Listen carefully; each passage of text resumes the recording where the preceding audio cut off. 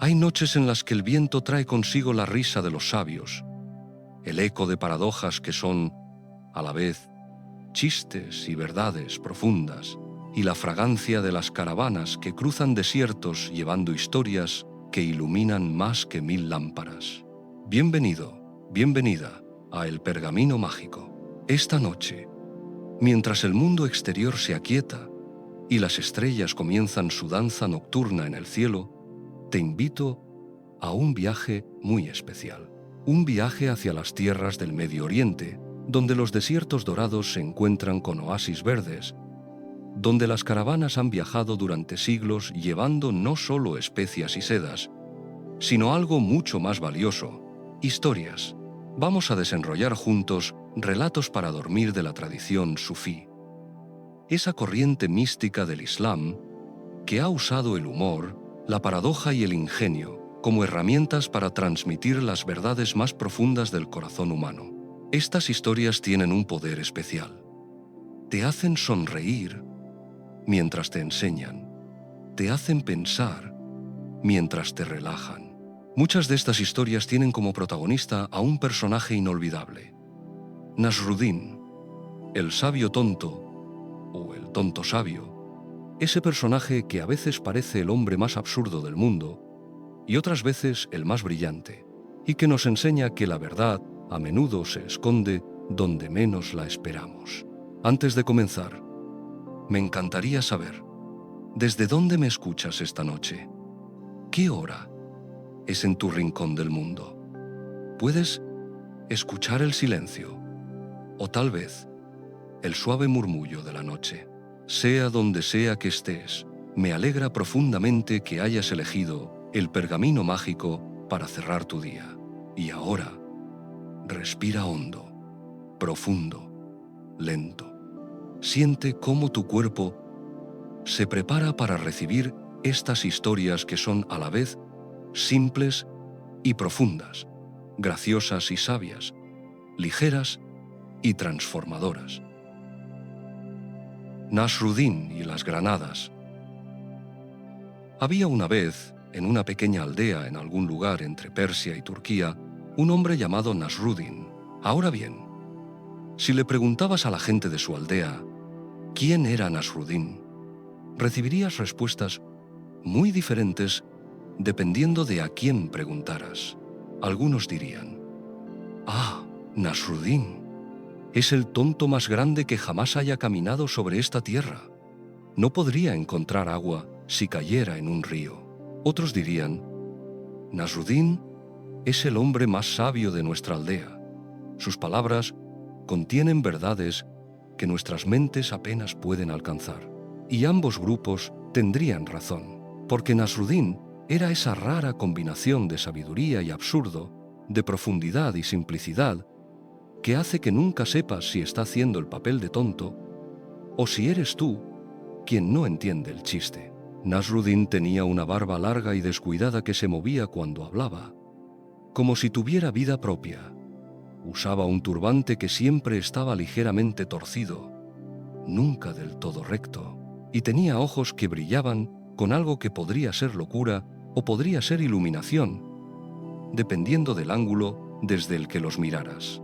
Vivía en una casa modesta en las afueras de la aldea, con un burro que era tan terco como él, y un gato que lo ignoraba completamente, como hacen todos los gatos. Un día, Nasruddin decidió que quería plantar granados en su jardín. Las granadas eran preciosas en esas tierras. Sus frutos rojos y jugosos valían buen dinero en el mercado. Y además, Nasruddin simplemente amaba las granadas. Le gustaba cómo se abrían revelando esas semillas como rubíes, brillantes y llenas de jugo dulce. Así que Nasruddin fue al mercado y compró 10 pequeños árboles de granado. Eran apenas retoños, delgados como varitas, con unas pocas hojas verdes temblando en sus ramas. Los cargó en su burro, que protestó sonoramente por el peso adicional, y los llevó de regreso a casa. Durante toda la tarde, Nasruddin trabajó en su jardín, cavó hoyos, plantó cada árbol con cuidado, los regó abundantemente. y cuando terminó, se sentó en el pórtico de su casa, limpiándose el sudor de la frente, admirando su trabajo. «Ahí están», dijo al gato, que lo miraba con suprema indiferencia. 10 árboles de granado. En unos años tendremos granadas más hermosas que las del sultán. El gato bostezó y se alejó. Pasaron los días. Nasrudin regaba sus árboles cada mañana y cada tarde. Les hablaba, porque había escuchado que las plantas crecen mejor cuando les hablas. Les contaba chistes. Les recitaba poesía. A veces les cantaba, aunque su voz era tan terrible que las cabras del vecino huían cuando lo escuchaban. Los árboles crecieron. Lentamente al principio, luego con más vigor. Después de 2 años, ya no eran simples varitas. Eran árboles jóvenes, con troncos del grosor de un brazo y ramas que se extendían como dedos hacia el cielo. Y un día, finalmente, aparecieron las primeras flores. Flores rojas y hermosas que prometían convertirse en frutas. Nasrudin estaba extasiado. Cada día revisaba los árboles, observando cómo las flores se transformaban en pequeños bultos verdes, luego en frutas más grandes, y finalmente en granadas maduras, rojas y pesadas, colgando de las ramas como linternas preciosas. El día que las granadas estuvieron finalmente listas para cosechar, Nasrudin invitó a todo el pueblo. «Vengan», gritaba por las calles, «vengan a ver las granadas más hermosas del mundo. Las he cultivado con mis propias manos. Son perfectas». La gente vino, más que nada porque las excentricidades de Nasrudin siempre proporcionaban entretenimiento. Se reunieron en el jardín de Nasrudin y efectivamente, allí estaban 10 árboles cargados de granadas magníficas, grandes, rojas, brillantes bajo el sol. «Miren qué belleza», exclamó Nasrudin. 2 años de trabajo, 2 años de cuidado, y ahora el resultado. Tomó una de las granadas. La sostuvo en alto para que todos la vieran. Era perfecta, del tamaño de 2 puños, con ese color rojo profundo que indica madurez completa. «Y ahora», anunció Nasrudin dramáticamente, «probaremos el fruto de nuestro trabajo». Pero entonces se detuvo. Su rostro se arrugó en concentración. Giró la granada en sus manos, examinándola desde todos los ángulos. La acercó a su nariz y la olió. La sostuvo contra su oído, como si esperara que le dijera algo. La multitud esperaba, confundida. «Nasrudin», dijo finalmente el imán de la aldea, «¿qué pasa? ¿Por qué no la abres?» Nasrudin lo miró con expresión de profunda perplejidad. «Es que no estoy seguro de cómo hacerlo», dijo. La multitud estalló en risas. «¡Oh, Nasrudin!», gritó alguien. «Eres verdaderamente un tonto. Solo tienes que romperla». Así, el hombre tomó una granada de otro árbol, la golpeó suavemente contra una piedra y se abrió, revelando las semillas rubí en su interior. «¡Ah!», exclamó Nasrudin, como si hubiera presenciado un milagro. «Ya veo. Hay que romperla. ¿Con Kumara?». Pero entonces su rostro se arrugó de nuevo en confusión. «Pero esperen», dijo lentamente. «¿Cómo sabían ustedes que había que romperla? ¿Cómo supieron que adentro habría estas semillas hermosas?». «Pues porque todos lo saben», respondió alguien. «Las granadas siempre han sido así». «¿Siempre?», preguntó Nasrudin. «¿Y quién se lo enseñó a la primera persona? ¿Cómo supo la primera persona que vio una granada que debía romperla y no morderla como una manzana, o pelarla como una naranja, o cocinarla como un calabacín?» La multitud se quedó en silencio. Era una pregunta extraña, una pregunta tonta, pero también no tan tonta. El herrero de la aldea, un hombre práctico que no tenía paciencia para tonterías, respondió con exasperación. «Pues alguien lo intentó, Nasrudin. Alguien probó y encontró la manera correcta, y luego se lo enseñó a otros. Así es como funciona el conocimiento. Ah, dijo Nasruddin, sus ojos brillando. Así que necesitaban un guía, alguien que supiera y que pudiera mostrarles el camino. Bueno, sí, supongo, admitió el herrero. Sin ver a dónde iba esto, Nasruddin asintió lentamente, casi para sí mismo. Luego miró a la multitud con expresión súbitamente seria. Entonces díganme, dijo, si necesitamos un guía para algo tan simple como abrir una granada, ¿por qué tantos de ustedes creen que pueden encontrar el camino hacia la verdad, hacia Dios, hacia el significado de la vida, completamente solos, sin ninguna guía? El silencio que siguió era diferente al anterior. Ya no era confusión, era algo más profundo. El imán de la aldea se acercó a Nasruddin. Lo miró con ojos nuevos, como si lo estuviera viendo por primera vez. Nasruddin, dijo suavemente, todo este espectáculo de no saber cómo abrir una granada ¿fue una enseñanza? Nasruddin le devolvió la mirada con expresión completamente inocente. ¿Una enseñanza? No. Realmente no sabía cómo abrirla. Nunca antes había visto el interior de una granada. Pero has comido granadas toda tu vida, protestó alguien. Te he visto comprarlas en el mercado. Ah, sí, admitió Nasruddin. Las compraba, las llevaba a casa y se las daba a mi esposa, quien las abría y me daba las semillas en un plato. Nunca me molesté en preguntar cómo llegaban las semillas al plato. Simplemente aparecían y yo las comía. La multitud no sabía si reír o llorar. Pero entonces, una mujer anciana, que había estado escuchando todo en silencio, comenzó a reír. Era una risa profunda, genuina, llena de comprensión. Oh, Nasruddin, dijo, secándose lágrimas de risa de sus ojos. Eres imposible. Nos has enseñado 3 lecciones en una. ¿3? Preguntó Nasruddin, genuinamente sorprendido. Yo solo contaba 2. La anciana sonrió. La primera lección es que a veces necesitamos un maestro, un guía, alguien que nos muestre el camino. No podemos descubrirlo todo por nosotros mismos, y no hay vergüenza en admitir que necesitamos ayuda. Nasruddin asintió. Esa la sabía. La segunda lección es que a menudo damos por sentadas las cosas que nos llegan fácilmente.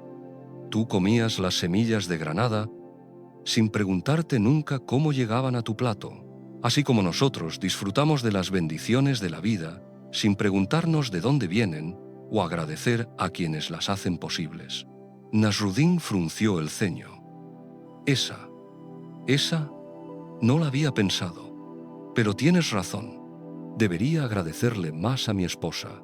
Y la tercera lección, continuó la anciana con una sonrisa traviesa, es que a veces el tonto más grande del pueblo es en realidad el maestro más sabio, y somos nosotros los tontos por no ver más allá de las apariencias.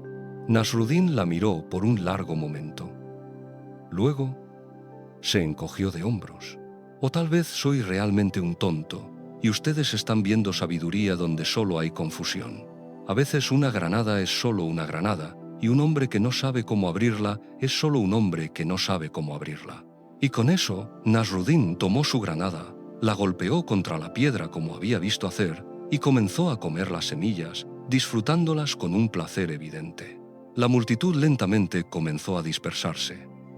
Cada persona llevándose consigo sus propias reflexiones, sus propias interpretaciones de lo que acababan de presenciar. Algunos pensaban que Nasruddin era un maestro disfrazado de tonto. Otros pensaban que era un tonto, que ocasionalmente tropezaba con la sabiduría por accidente. Y otros, los más sabios quizás, comprendieron que no importaba cuál fuera la verdad, porque la lección era real de cualquier manera. Esa noche, Mientras Nasruddin estaba sentado en su pórtico bajo las estrellas, su esposa salió y se sentó a su lado. «Causaste bastante revuelo hoy», dijo ella. «Sí», respondió Nasruddin inocentemente. «Solo quería compartir mis granadas». «Ajá», dijo su esposa, claramente sin creerle. «Y supongo que es pura coincidencia que justo ayer estabas quejándote de cómo la gente de la aldea es tan arrogante, creyendo que no necesitan maestros o guías espirituales». Nasruddin sonrió en la oscuridad. «La vida está llena de coincidencias, mi querida esposa. ¿Quién puede explicarlas?» Ella le dio un codazo cariñoso en las costillas. «Eres imposible, Nasruddin, pero te amo, y yo te amo a ti», respondió él. «Y gracias. ¿Por qué? Por todos estos años en que has estado abriendo granadas para mí. Realmente nunca te lo había agradecido apropiadamente». Ella lo miró con sorpresa y luego sonrió, comprendiendo que tal vez, solo tal vez, Nasruddin había aprendido algo él mismo de su pequeña obra de teatro. «De nada, tonto sabio mío», susurró ella. «De nada». Y así terminó el día de las granadas de Nasruddin. Un día que comenzó con una cosecha de frutas y terminó con una cosecha de comprensión. Porque a veces las mejores enseñanzas vienen envueltas en absurdidad. Y a veces no podemos encontrar la verdad sin ayuda, incluso cuando la verdad está tan cerca como una granada en nuestra mano. En este mundo moderno, nos gusta pensar que podemos descubrirlo todo por nosotros mismos, que con suficiente búsqueda en Internet, suficientes libros, suficiente introspección, podemos encontrar todas las respuestas que necesitamos. Pero Nasruddin nos recuerda algo importante. Incluso para las cosas más simples, a menudo necesitamos que alguien nos muestre el camino. No hay vergüenza en necesitar un maestro. No hay debilidad en buscar guía. Y más profundamente, nos recuerda que a menudo damos por sentadas las bendiciones que recibimos, sin preguntarnos de dónde vienen, sin agradecer a quienes las hacen posibles. La granada en tu mano puede parecer un misterio impenetrable hasta que alguien te muestre cómo abrirla. Y la vida misma puede parecer impenetrable hasta que encuentres a alguien que haya recorrido el camino antes que tú y pueda señalarte la dirección. No necesitas tener todas las respuestas. Solo necesitas la humildad de admitir que a veces necesitas ayuda y la gratitud de reconocer a quienes te la ofrecen, como Nasruddin con su granada. A veces la verdad más simple necesita un guía para revelarse. En nuestro próximo relato, Nasruddin desaparecerá por un momento y conoceremos una historia misteriosa sobre un cofre enterrado y las sospechas que dividen a vecinos. El cofre enterrado. En una aldea no muy lejos de Bagdad vivían dos hombres. Eran vecinos y durante muchos años habían sido también amigos. Sus casas compartían una pared común y esa pared, más que dividirlos, parecía unirlos. A menudo se sentaban juntos en el patio que separaba sus viviendas, compartiendo té bajo la sombra de un viejo nogal, hablando de todo y de nada mientras el sol descendía, pintando el cielo de colores imposibles. El primer hombre se llamaba Hassan, era comerciante de telas, tenía una tienda pequeña en el bazar donde vendía algodón, lino y ocasionalmente sedas preciosas que le llegaban en caravanas desde Persia y más allá. Era un hombre meticuloso, cuidadoso con su dinero, que guardaba cada moneda con la esperanza de algún día poder expandir su negocio. El segundo hombre se llamaba Rashid, era alfarero.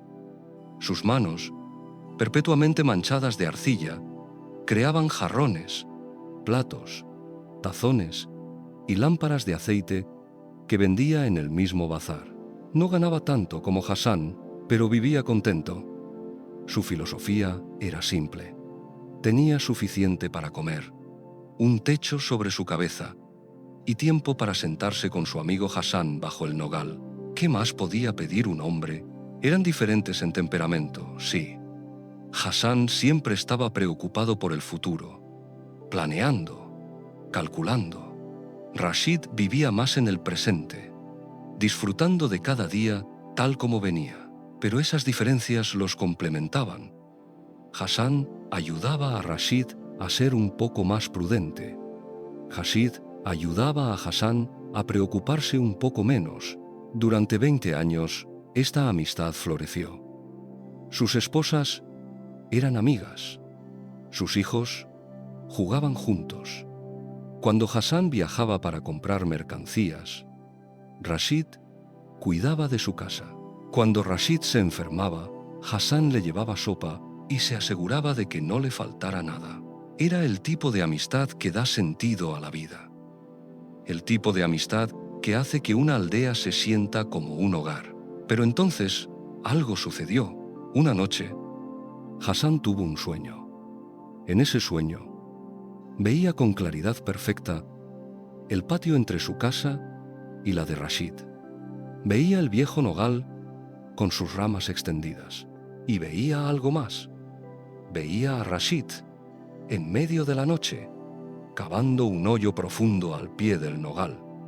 En sus manos llevaba algo pesado, envuelto en tela. Era un cofre que brillaba con un destello dorado incluso en la oscuridad del sueño. Rashid miraba a su alrededor con nerviosismo, asegurándose de que nadie lo veía. Luego colocaba el cofre en el hoyo, lo cubría con tierra y alisaba el suelo cuidadosamente para que no quedaran rastros. Hassan despertó sobresaltado. Su corazón latía con fuerza. Podía sentir aún el sudor frío en su frente. Fue solo un sueño, se dijo a sí mismo. Solo un sueño tonto. Intentó volver a dormir, pero no pudo.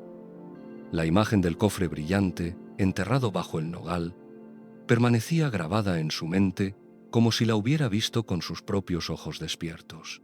A la mañana siguiente, Hassan salió a su patio. Era temprano, y el rocío aún cubría la hierba. Caminó hacia el nogal casi sin pensar, como si sus pies lo llevaran por voluntad propia. Se arrodilló al pie del árbol, tocó la tierra con sus manos, y su corazón dio un vuelco. La tierra estaba removida. No, obviamente, no de manera que cualquiera lo notara, pero Hassan sí lo notó. Había una sección, justo donde en su sueño había visto a Rashid cavar, donde la tierra parecía más suelta, más oscura, como si hubiera sido excavada recientemente y luego cubierta de nuevo. No, se dijo Hassan en voz alta, no puede ser. Fue solo un sueño, pero la semilla de la duda ya había sido plantada, y como todas las semillas, comenzó a crecer. Durante los días siguientes, Hassan no podía dejar de pensar en el sueño. Observaba a Rashid con nuevos ojos. Cuando su amigo sonreía, Hassan se preguntaba si había algo falso en esa sonrisa. Cuando Rashid hablaba de sus asuntos, Hassan buscaba inconsistencias, secretos, señales de que estaba escondiendo algo. ¿De dónde sacó Rashid ese cofre?, pensaba Hassan.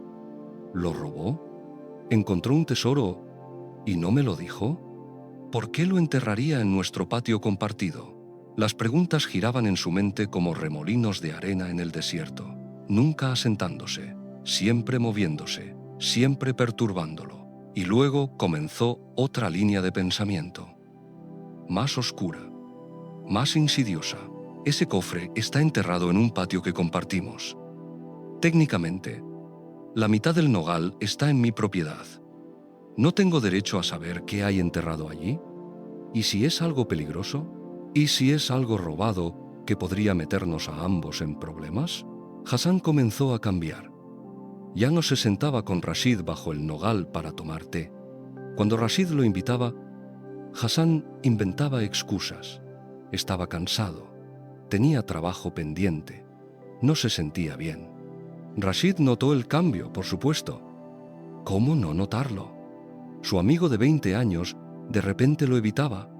Lo miraba con desconfianza apenas disimulada. Se ponía tenso cuando estaban en la misma habitación. Hassan, hermano mío, le preguntó Rashid un día, ¿He hecho algo que te ofendiera? ¿Dije algo incorrecto? Pareces distante. Conmigo. No, no, respondió Hassan demasiado rápido, sin mirarlo a los ojos. Todo está bien. Solo he estado ocupado. Pero Rashid podía sentir que no era cierto. Podía sentir la pared invisible que se estaba construyendo entre ellos, ladrillo por ladrillo, silencio por silencio. Y eso lo lastimaba profundamente, porque Rashid amaba a Hassan como a un hermano. No entendía qué había cambiado, qué había hecho mal. Repasaba sus conversaciones recientes buscando alguna ofensa que pudiera haber dado sin darse cuenta. Pero no encontraba nada. Pasaron los meses. La brecha entre los dos hombres se ensanchaba. Ya no se hablaban más allá de saludos cortantes y forzados cuando se cruzaban en el bazar. El nogal en el patio, que una vez había sido un lugar de conexión, ahora se erguía como un monumento a la separación. Las esposas de ambos hombres sufrían por esto. Los niños preguntaban por qué ya no jugaban juntos, pero ni Hassan ni Rashid sabían cómo arreglar lo que se había roto, porque Rashid no sabía que estaba roto, y Hassan no sabía cómo expresar sus sospechas sin sonar como un loco o como un acusador.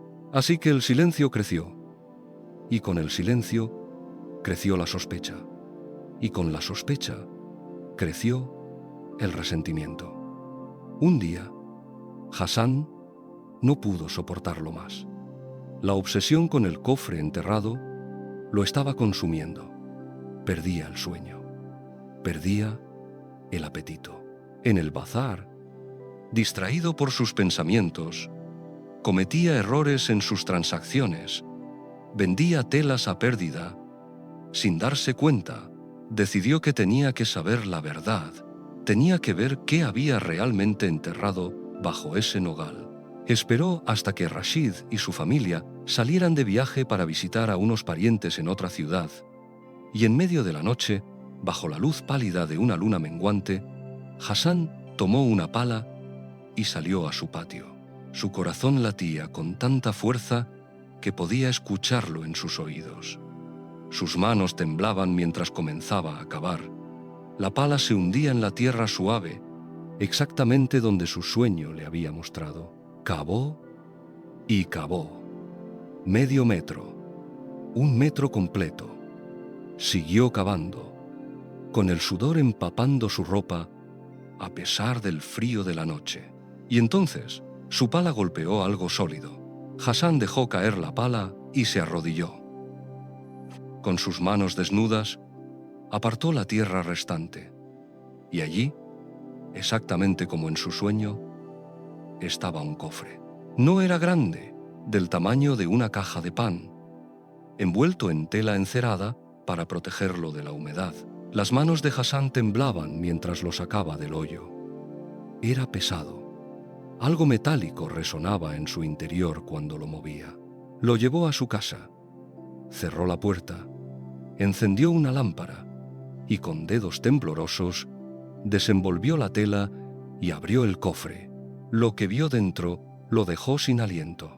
No era oro, no eran joyas, no era un tesoro robado. Dentro del cofre había monedas, sí, pero no muchas. Tal vez el equivalente a 2 meses de ganancias modestas. Y junto a las monedas había una carta. Con manos temblorosas, Hassan desplegó el papel amarillento y comenzó a leer bajo la luz temblorosa de la lámpara. La carta estaba escrita con la caligrafía cuidadosa de Rashid y decía: «Mi querido amigo Hassan, si estás leyendo esto, significa que finalmente cavaste bajo el nogal. Significa que el sueño que te envié funcionó. Significa que la sospecha finalmente te consumió lo suficiente como para violar nuestra amistad y nuestra confianza. Hace 6 meses, noté un cambio en ti. Te volviste distante, frío. Me mirabas con ojos que ya no reconocía. Y durante semanas, no supe por qué, hasta que un día mientras tomaba mi té solo bajo el nogal, recordé que me habías mencionado un sueño extraño que habías tenido. Un sueño sobre mí enterrando algo. Al principio pensé que era gracioso. Un sueño tonto sin significado. Pero luego vi cómo me mirabas. Vi la sospecha en tus ojos. Y comprendí que ese sueño se había convertido en algo más grande que la realidad.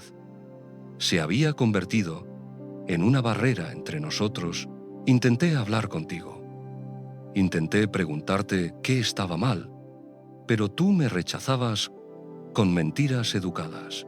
Y me di cuenta de que mientras ese sueño viviera en tu mente, nunca podríamos ser amigos de nuevo. Así que tomé una decisión. Si tu mente iba a creer que había enterrado algo, entonces enterraría algo. Haría realidad tu sueño para que pudieras finalmente descubrir la verdad y liberarte de tus sospechas. Las monedas en este cofre son ahorros míos. Dinero que he guardado durante años para comprar un torno nuevo para mi taller. No es un tesoro robado. No es nada misterioso. Es simplemente el fruto de mi trabajo. Lo enterré aquí, en nuestro patio compartido, para que cuando finalmente cavas, y sabía que lo harías, Hassan, te conozco demasiado bien, encontraras solo esto, prueba de que tus sospechas no tenían fundamento, prueba de que tu sueño era solo un sueño, prueba de que tu amigo Rashid nunca te ha traicionado ni te ha mentido.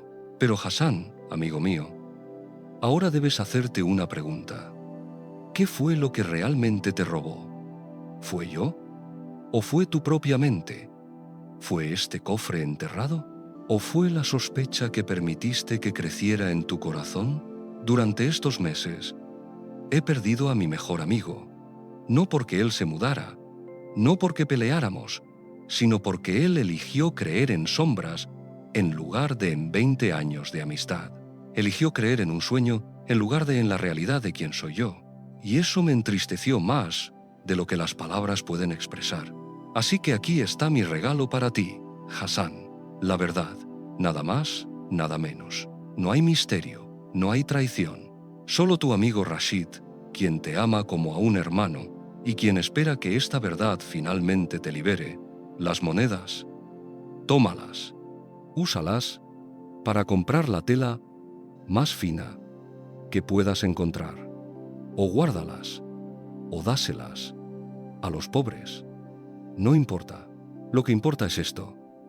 Cuando leas esta carta, pregúntate qué es más valioso, el contenido de este cofre o los 20 años de amistad que casi destruyes por sospechar de él.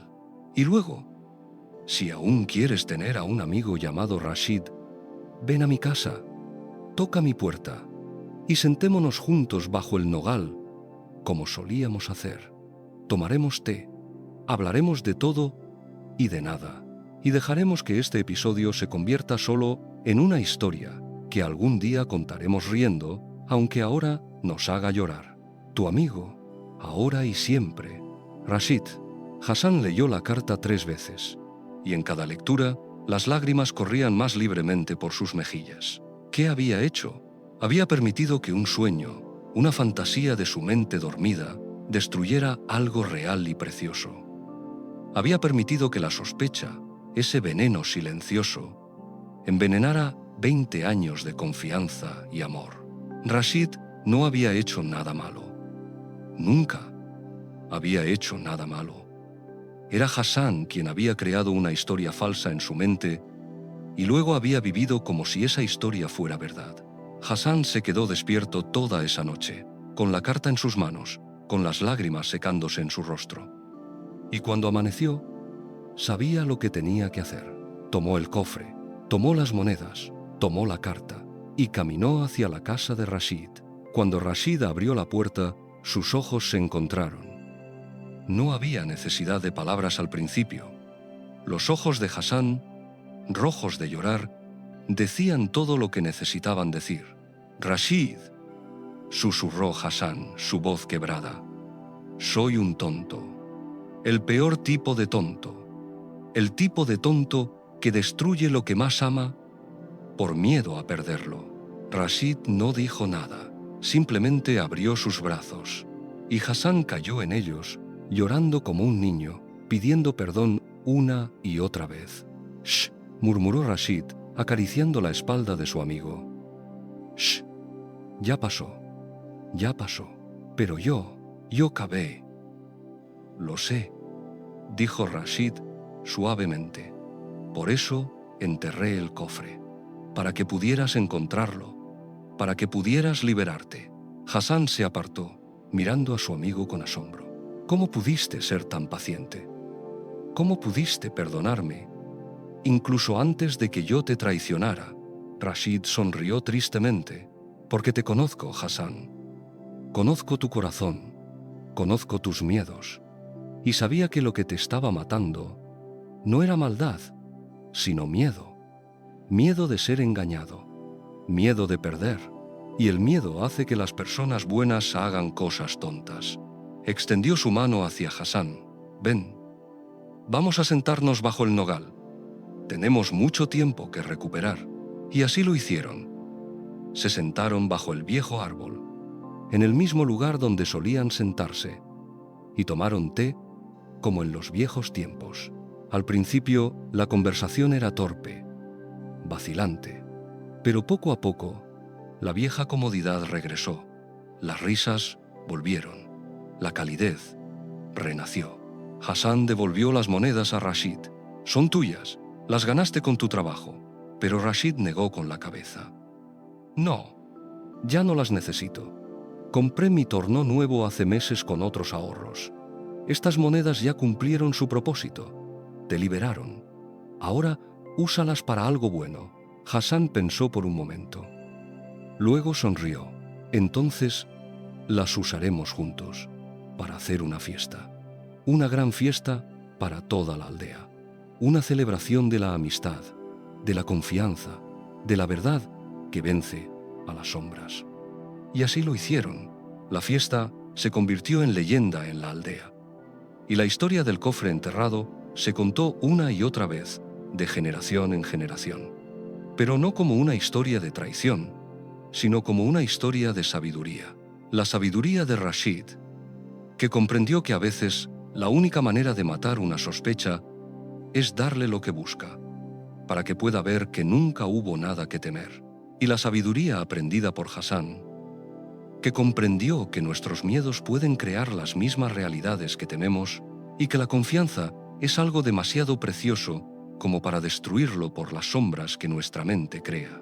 Ambos hombres vivieron muchos años más, y hasta el último de sus días se sentaron juntos bajo el nogal, y cada vez que lo hacían, miraban el lugar donde una vez estuvo enterrado el cofre, y sonreían, porque sabían que lo que habían enterrado no era un tesoro de monedas, era una lección sobre el valor infinito de la confianza, y esa lección valía más que todo el oro del mundo. ¿Cuántas amistades?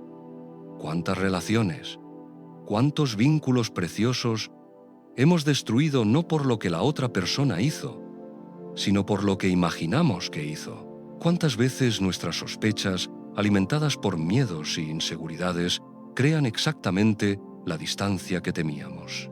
Esta historia nos enseña algo profundo, que el veneno de la sospecha es más destructivo que casi cualquier traición real, porque cuando sospechamos sin fundamento, no solo herimos al otro, nos herimos a nosotros mismos. Vivimos en una prisión de nuestra propia creación. Rashid nos enseña que a veces el amor verdadero requiere paciencia extraordinaria. Requiere comprender que aquellos que amamos pueden dudar de nosotros no porque seamos indignos de confianza, sino porque sus propios miedos los ciegan.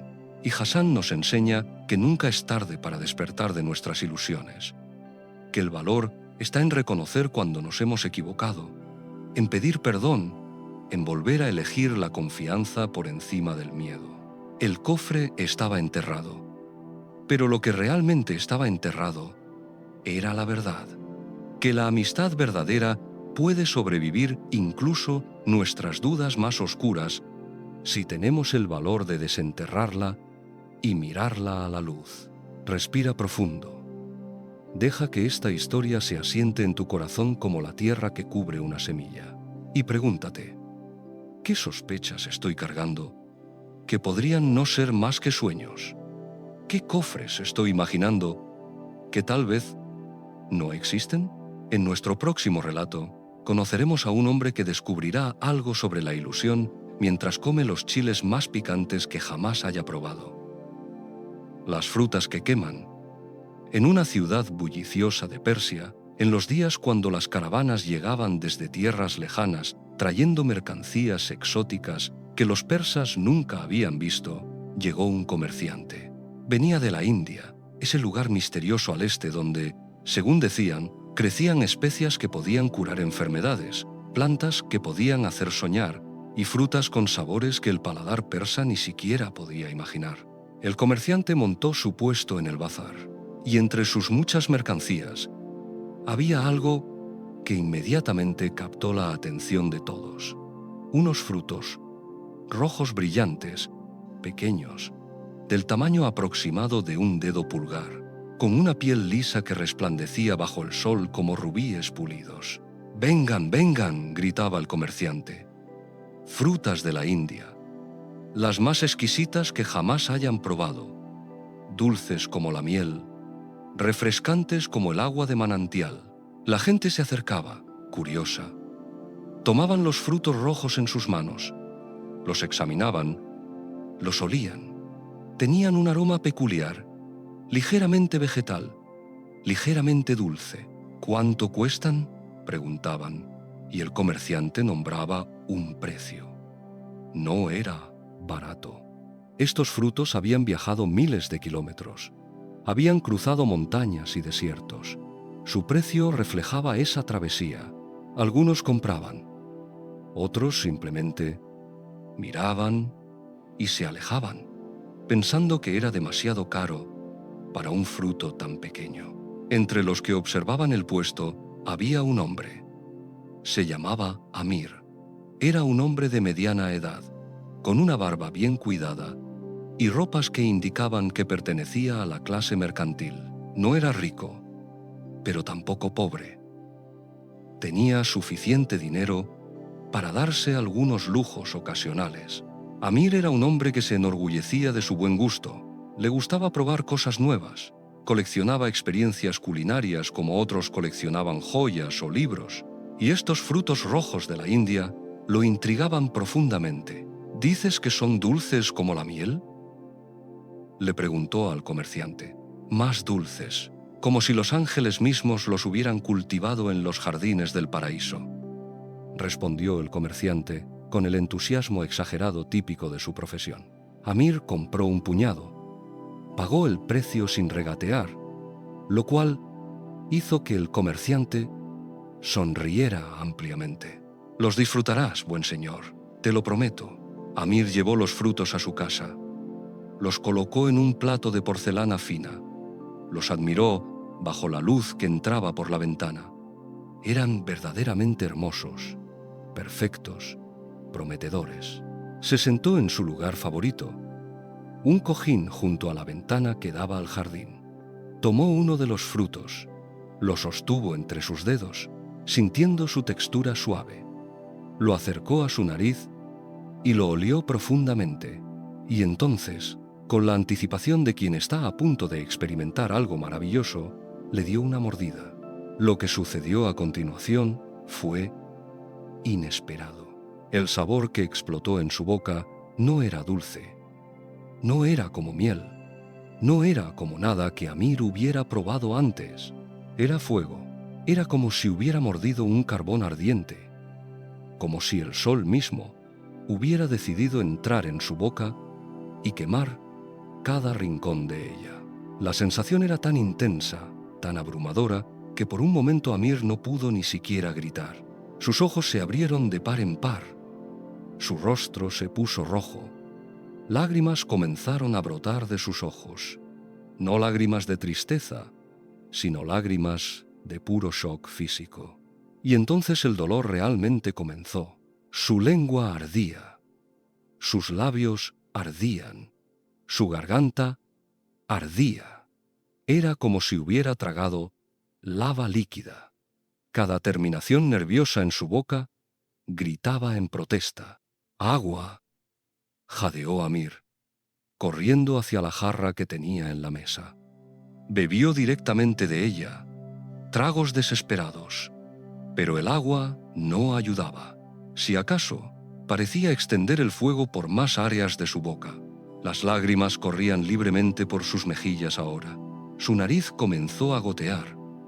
Tosía, jadeaba, se abanicaba la boca abierta como si el aire pudiera de alguna manera apagar las llamas invisibles. Y entonces, para horror absoluto de Amir, el primer fruto ya no estaba en su boca. Lo había tragado o escupido. No estaba seguro cuál. El fuego comenzó lentamente a disminuir. Lentamente, muy lentamente. Pero finalmente, después de lo que pareció una eternidad, pero probablemente fueron solo 2 minutos, el ardor se redujo a un calor pulsante e incómodo. Amir respiraba pesadamente. Su rostro seguía rojo. Las lágrimas seguían cayendo. Se limpió la cara con su manga. «Ese comerciante mentiroso», murmuró. «Dulce como la miel», dijo. «Mentiroso. Ladrón. Me vendió veneno». Pero entonces Amir miró el plato. Allí, brillando inocentemente bajo la luz del sol, estaban los otros frutos rojos, y junto a ellos estaba su dinero gastado. Dinero que no era poco. Dinero que ahora representaba una inversión que Amir no estaba dispuesto a desperdiciar. Tal vez, pensó Amir, tal vez mordí una parte mala del fruto. Tal vez ese específicamente estaba estropeado. No puede ser que todos sean así. Es notable cómo la mente puede racionalizar, cómo puede crear explicaciones que nos permitan continuar en un camino incluso cuando toda evidencia sugiere que deberíamos detenernos. Amir, después de esperar unos minutos para que su boca se recuperara completamente, tomó un segundo fruto. Lo observó cuidadosamente, buscando señales de defecto. No encontró ninguna. Se veía idéntico al primero. Esta vez, se dijo a sí mismo, solo daré una mordida muy pequeña, solo para probar. Le dio una mordida diminuta, apenas rompió la piel, y el fuego regresó. No tan intenso como la primera vez, porque la mordida era más pequeña, pero igual de real, igual de implacable. De nuevo, las lágrimas. De nuevo, el rostro rojo. De nuevo, la desesperación por agua que no ayudaba. Pero Amir había pagado por estos frutos. Había pagado bien. Y su orgullo, esa cosa terrible que vive dentro de todos nosotros, no le permitía admitir que había sido engañado.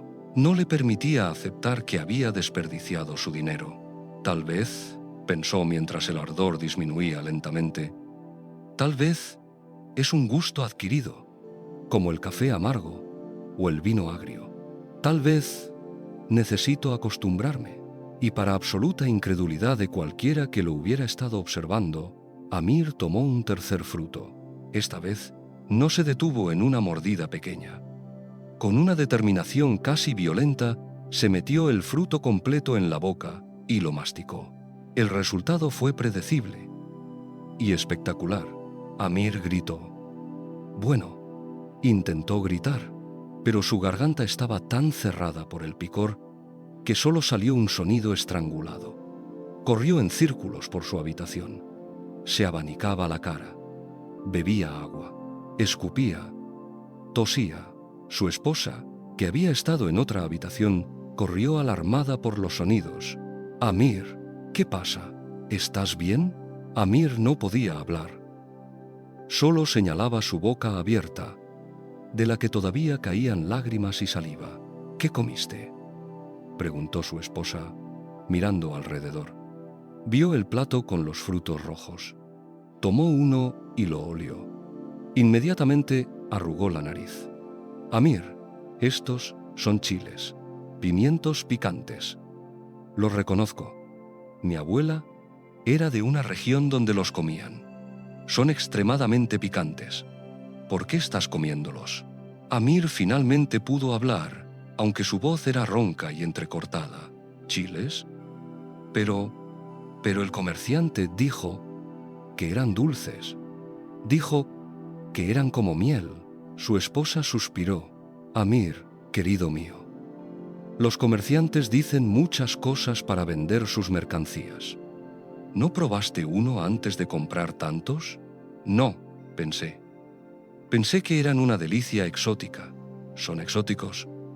Sí, pero no son para comerlos así, enteros y crudos. Se usan en pequeñas cantidades para dar sabor a las comidas. Un poquito, no puñados. Amir miró los frutos restantes en el plato. Miró a su esposa, y entonces, una tercera emoción se apoderó de él, después del shock y el dolor. Vergüenza. Se sentía como un tonto. Había gastado dinero en algo que ni siquiera sabía qué era. Había sido engañado por un comerciante astuto. Y peor aún, después de descubrir dolorosamente que no eran lo que esperaba, había seguido comiéndolos por puro orgullo. Su esposa, viendo la expresión en su rostro, se sentó junto a él. Tomó su mano. Amir dijo suavemente: todos cometemos errores. No eres tonto por haber sido engañado. Eres tonto por haber seguido comiéndolos después de que el primero casi te mata. Y entonces Amir hizo algo inesperado. Comenzó a reír. Al principio fue una risa débil, entrecortada por las últimas oleadas de dolor en su boca, pero luego se volvió más fuerte, más profunda, hasta que estaba riendo tan fuerte que tenía que sostener su estómago. Tienes razón, jadeó entre risas. Tienes toda la razón. El primer chile fue un error. El segundo fue estupidez. El tercero fue locura pura. Su esposa sonrió, aliviada de verlo reír en lugar de avergonzarse hasta la depresión. ¿Por qué seguiste comiéndolos?, preguntó con genuina curiosidad. Amir se limpió las lágrimas, ahora de risa más que de dolor, porque había pagado por ellos, porque no quería admitir que me habían engañado, porque pensé que tal vez, de alguna manera mágica, el siguiente sería diferente, que de repente se transformaría en ese fruto dulce que el comerciante había prometido. Se quedó en silencio por un momento, y luego, más serio, agregó: ¿sabes lo que es más ridículo? Que sabía que estaban quemando mi boca. Sabía que no eran lo que esperaba. Toda la evidencia estaba allí, clara como el día. Pero seguí engañándome a mí mismo. Seguí buscando razones para continuar en lugar de simplemente admitir la verdad y detenerme. Su esposa asintió lentamente. Amir, lo que describes no es solo sobre chiles, ¿verdad? Él la miró, sorprendido por su perspicacia. ¿Qué quieres decir? ¿Cuántas veces en la vida hacemos exactamente esto?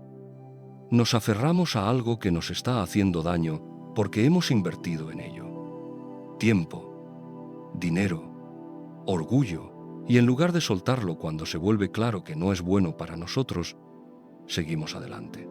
Comemos un chile tras otro, llorando todo el tiempo, pero convenciéndonos de que el siguiente será diferente. Amir se quedó muy quieto. Las palabras de su esposa resonaban en él como campanas. Pensó en el negocio que había mantenido durante años, aunque perdía dinero constantemente. Solo necesito un poco más de tiempo, siempre se decía.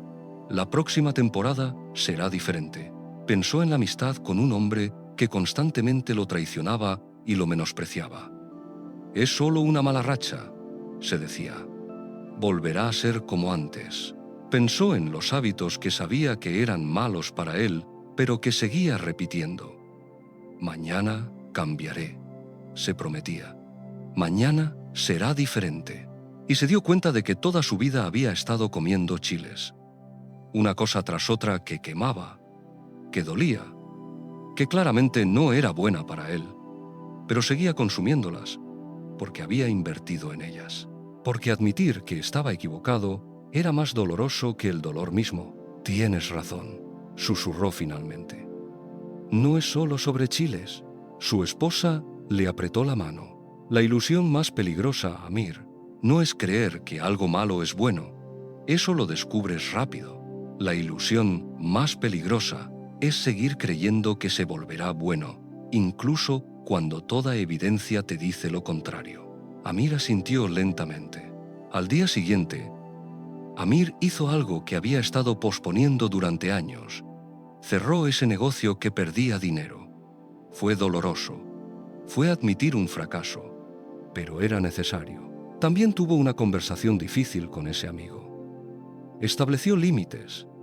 Y cuando el hombre respondió con más traición, Amir finalmente tuvo el valor de alejarse y comenzó, pequeño paso por pequeño paso, a soltar los hábitos que lo lastimaban. No fue fácil. Cada cambio dolía a su manera, pero no dolía como los chiles. No era ese dolor agudo y ardiente de algo que claramente está mal. Era el dolor más suave, más limpio, del crecimiento, del dejar ir.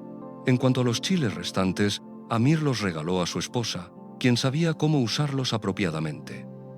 En pequeñas cantidades, agregando sabor a las comidas, no consumidos enteros en una búsqueda insensata de encontrar dulzura donde no había ninguna. Y cada vez que ella cocinaba con ellos, Amir sonreía, porque esos pequeños frutos rojos se habían convertido en un recordatorio constante de una de las lecciones más valiosas de su vida, que a veces la sabiduría no está en perseverar, está en tener el valor de detenerse, en reconocer cuando algo que esperabas que fuera dulce resulta ser amargo y en lugar de seguir tragando el amargor, tener la humildad de decir, me equivoqué, esto no es para mí, es momento de soltarlo.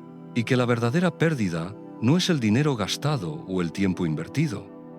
La verdadera pérdida es seguir invirtiendo en algo que te quema, solo porque ya invertiste antes. Los chiles eran solo chiles, pero la lección que enseñaron valía más que todo el oro de Persia. ¿Cuántos chiles estás comiendo en tu vida ahora mismo? ¿Cuántas situaciones, relaciones, trabajos, hábitos sigues manteniendo aunque claramente te están quemando, solo porque has invertido en ellos? Esta historia nos enseña sobre la falacia del costo hundido. Esa trampa mental que nos hace pensar que porque ya gastamos tiempo, dinero o energía en algo, debemos continuar incluso cuando toda evidencia nos dice que deberíamos detenernos. El primer chile fue un error honesto. El segundo fue orgullo. El tercero fue locura. ¿En cuál estás tú? La sabiduría no está en nunca equivocarse. Está en reconocer rápidamente cuando te has equivocado y tener el valor de cambiar de dirección. En soltar lo que no te sirve, incluso cuando has invertido en ello. Porque cada momento que pasas comiendo un chile que te quema es un momento que podrías estar disfrutando algo que realmente te nutre. No confundas perseverancia con obstinación. No confundas compromiso con negación. Y no confundas inversión con obligación. A veces, la acción más sabia es detenerte, escupir el chile y buscar algo que realmente sea dulce, como los frutos que queman. La ilusión más peligrosa no es morder una vez, es seguir mordiendo, esperando que el siguiente sea diferente. Respira profundo. Sonríe si puedes, imaginando a pobre Amir con la boca en llamas, todavía alcanzando por otro chile. Y pregúntate con honestidad, ¿qué chile estoy comiendo que debería dejar de comer? En nuestro próximo relato, Nasruddin regresa con una de sus aventuras más absurdas. Abrirá una farmacia cósmica donde vende influencias planetarias. La farmacia cósmica. Un día, Nasruddin despertó con una idea brillante. O al menos, así le pareció a él.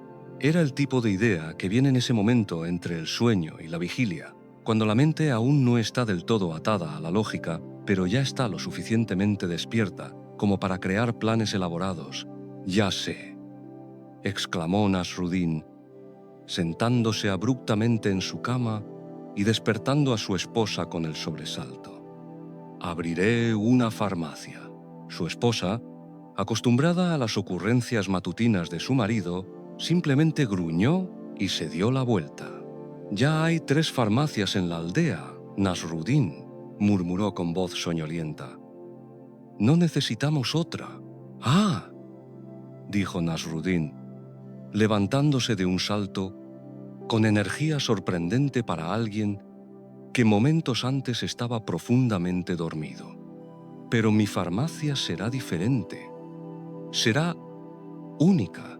Será cósmica». Su esposa abrió un ojo. «¿Cósmica? Sí. No venderé hierbas ordinarias ni pociones comunes. Venderé influencias planetarias, remedios astrales, medicinas celestiales». Su esposa cerró el ojo de nuevo. «Por favor, no avergüences a la familia más de lo habitual», murmuró. Pero Nasruddin ya estaba corriendo por la casa, buscando materiales para su nueva empresa. Durante los siguientes días, Nasruddin transformó el pequeño cobertizo detrás de su casa en lo que él llamaba orgullosamente su farmacia cósmica de Nasruddin, donde las estrellas se encuentran con la sanación. Pintó estrellas y lunas en las paredes con pintura amarilla que había conseguido a cambio de arreglar la cerca de un vecino. Colgó cristales de vidrio coloreado del techo para que atraparan la luz del sol y proyectaran arcoíris en el interior. Y lo más importante, llenó estantes con frascos. Pero no eran frascos ordinarios con remedios ordinarios. Oh, no. Cada frasco estaba etiquetado con nombres impresionantes escritos en la caligrafía más elaborada que Nasruddin pudo manejar. Influencia de Júpiter, para la prosperidad. Esencia lunar, para la calma interior. Polvo de Marte, para el valor. Gotas de Venus, para el amor. Extracto de mercurio, para la comunicación clara. Tintura de Saturno, para la sabiduría. Y así sucesivamente. Había al menos 20 frascos diferentes, cada uno prometiendo capturar la esencia de algún cuerpo celeste y entregar sus beneficios a quien los consumiera. ¿Qué contenían realmente estos frascos? Bueno, eso era información que Nasruddin guardaba celosamente. Pero si alguien hubiera investigado, habría descubierto que la mayoría contenían agua del pozo con un poco de azúcar y colorante. Algunos tenían hierbas comunes flotando dentro para darles apariencia más convincente. Y uno, el frasco de polvo de Marte, en realidad contenía pimienta roja molida, porque Nasruddin pensó que debía tener algo con un poco de picor para justificar su conexión con el planeta guerrero. Nasruddin abrió su farmacia cósmica un jueves por la mañana, con gran ceremonia. Había colgado un cartel en el bazar anunciando la gran inauguración. Y para su sorpresa y deleite, la gente realmente vino. La curiosidad es una fuerza poderosa. Y en una aldea pequeña donde no sucede mucho, la apertura de una farmacia cósmica era definitivamente un evento digno de investigación. El primer cliente fue el herrero, un hombre grande y práctico llamado Mustafa, quien entró con expresión escéptica, pero curiosa. Nasruddin dijo, mirando alrededor del cobertizo decorado de manera extravagante: «¿Qué locura es esta?» «Bienvenido, bienvenido», exclamó Nasruddin gesticulando dramáticamente. Has entrado al portal entre el cielo y la tierra. Aquí, los poderes de las estrellas mismas están disponibles para sanarte, guiarte, transformarte. Mustafa cruzó sus brazos musculosos. Ajá, y supongo que todo esto cuesta dinero. Los milagros del cosmos no son gratuitos, mi buen amigo, pero son sorprendentemente asequibles. Mustafa resopló. Pero había algo en él, algo en su lenguaje corporal, que traicionaba una necesidad real detrás de su escepticismo. Nasruddin, quien podía ser un tonto en muchas cosas, pero que tenía un ojo agudo para leer a las personas, lo notó inmediatamente. «Dime, Mustafa», dijo Nasruddin, su tono volviéndose más suave, más genuino. «¿Qué te trae realmente aquí? Y no me digas que es solo curiosidad. Te conozco. No desperdicias tu tiempo en tonterías a menos que haya una razón». Mustafa vaciló. Luego suspiró. «No he podido dormir bien en semanas», admitió. «Mi mente no se detiene. Pienso en todo, en el negocio, en mis deudas, en mi hijo que quiere mudarse a la ciudad. Me acuesto y me quedo despierto horas. Y cuando finalmente duermo, me despierto agotado». Nasruddin asintió comprensivamente. «Ah, las preocupaciones que nos mantienen despiertos. Conozco eso bien». Se volvió hacia sus estantes y tomó un frasco etiquetado como «Esencia lunar, para la calma interior». «Esto», dijo Nasruddin con tono ceremonioso, «contiene la influencia directa de la luna. Sabes que la luna controla las mareas, ¿verdad? También controla las mareas de nuestras emociones. Esta esencia calmará las aguas turbulentas de tu mente». Le entregó el frasco a Mustafa, quien lo sostuvo con expresión dudosa. «¿Qué es exactamente?» «Es un misterio cósmico», respondió Nasruddin vagamente. «Pero te diré cómo usarlo. Cada noche, antes de dormir, vierte 3 gotas en un vaso de agua. Bébelo lentamente. Y mientras lo haces, respira profundamente 3 veces. Inhala contando hasta 4. Exhala contando hasta 4. Repite 3 veces. ¿Eso es todo? Eso es todo. Ah, y una cosa más.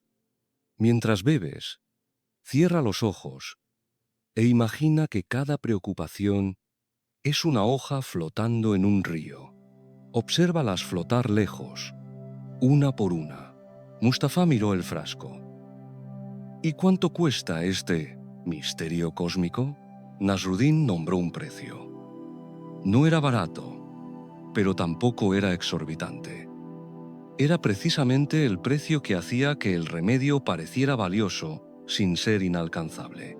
Mustafa pagó, todavía luciendo escéptico, pero también Nasruddin notó, con un destello de esperanza en sus ojos. Durante los días siguientes, más clientes vinieron, algunos por curiosidad, otros porque habían escuchado de otros que los remedios de Nasruddin funcionaban. Una mujer vino buscando el frasco de gotas de Venus porque su matrimonio estaba pasando por un momento difícil. Nasruddin le dio el frasco y le instruyó que agregara una gota a la comida de su esposo cada noche, pero solo después de haber pasado 5 minutos mirándolo y recordando algo que amaba de él cuando eran jóvenes. Un joven vino buscando polvo de Marte, porque se sentía cobarde e inseguro. Nasruddin le dio el frasco y le dijo que tomara una pizca cada mañana, pero solo después de pararse frente a un espejo y declarar en voz alta una cosa que lograría ese día, sin importar cuán pequeña fuera. Un anciano vino buscando tintura de Saturno para la sabiduría. Nasruddin le dio el frasco y le instruyó que tomara una cucharada cada noche, pero solo después de escribir en un diario una lección que había aprendido ese día. El patrón era claro para cualquiera que prestara atención. Cada remedio cósmico venía con instrucciones que realmente no tenían nada que ver con el contenido del frasco. Las instrucciones eran rituales, prácticas, acciones que, por sí mismas, podían crear cambio. Respiración profunda y soltar preocupaciones imaginarias. Recordar el amor conscientemente. Declarar intenciones. Reflexionar sobre lecciones aprendidas. Estos eran los verdaderos remedios. Los frascos eran solo frascos. Pasaron 2 semanas. Y algo notable comenzó a suceder. Las personas comenzaron a reportar resultados. Mustafa el herrero dormía mejor. Su esposa confirmó que ya no pasaba horas dando vueltas en la cama. La mujer con problemas matrimoniales reportó que las cosas estaban mejorando. Su esposo parecía más atento, más cariñoso. El joven inseguro comenzó a caminar con más confianza. Incluso se había atrevido a hablar con una joven que le gustaba. El anciano decía que se sentía más en paz, más sabio, más conectado con su propia vida. Y todos, sin excepción, atribuían estos cambios a los remedios cósmicos de Nasruddin. La farmacia se volvió increíblemente popular. Gente de aldeas vecinas comenzó a venir. Nasruddin tuvo que preparar más frascos. Su esposa, quien inicialmente había estado segura de que esto sería otro de los fracasos cómicos de su marido, estaba sorprendida de ver dinero real entrando a la casa. Pero entonces, como suele suceder, llegaron los problemas. El médico oficial de la aldea, un hombre educado que había estudiado medicina en la ciudad y que se enorgullecía de su enfoque científico, escuchó sobre la farmacia cósmica y no estaba complacido. Se llamaba Dr. Farid. Era un hombre delgado con anteojos que constantemente se deslizaban por su nariz y tenía esa certeza absoluta que solo la educación formal puede proporcionar. Un día, el Dr. Farid llegó a la farmacia cósmica de Nasruddin. Entró con expresión severa, mirando alrededor del cobertizo decorado con desdén apenas disimulado. Nasruddin, dijo con voz fría, necesitamos hablar. Necesitamos hablar. Doctor Farid, exclamó Nasruddin con alegría genuina. ¡Qué honor! ¿Has venido a comprar algo? Tengo un nuevo remedio. Destelo de cirio. Excelente para la claridad mental. No he venido a comprar nada, respondió el doctor bruscamente. He venido a decirte que lo que estás haciendo es fraude. Estás vendiendo agua coloreada y azúcar, haciéndola pasar por medicina. Es irresponsable, es peligroso, y voy a reportarte a las autoridades. El pequeño cobertizo se quedó en silencio. Nasruddin miró al doctor por un largo momento. Luego sonrió, pero era una sonrisa diferente a sus sonrisas habituales. Esta tenía algo de tristeza en ella. Siéntate, doctor, dijo Nasruddin, señalando un taburete. Déjame contarte algo.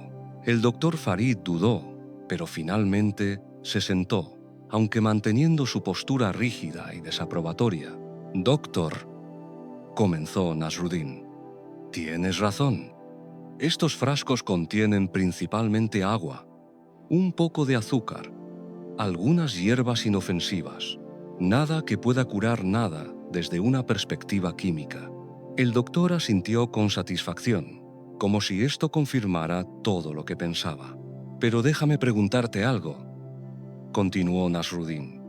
Mustafa, el herrero, vino a verte por su insomnio. El doctor frunció el ceño. Sí, hace 3 meses. Le receté hierbas para dormir. Y funcionaron. No tan bien como esperaba. Seguía teniendo problemas. Ajá. ¿Y le preguntaste sobre sus preocupaciones?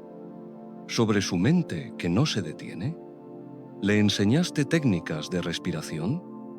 ¿Le sugeriste prácticas de meditación? El doctor se movió incómodo. Yo trato los síntomas físicos, Nasruddin. No soy un consejero espiritual. Exactamente, dijo Nasruddin suavemente. Tratas el cuerpo. Yo trato ¿Algo más? ¿O nada en absoluto? Tal vez solo creo un teatro elaborado que permite a las personas hacer por sí mismas lo que necesitan hacer, pero no pueden hacer sin algún tipo de permiso, de ritual, de razón externa. Se levantó y comenzó a caminar por el cobertizo. Mira, doctor Farid, eres un hombre educado, un hombre de ciencia.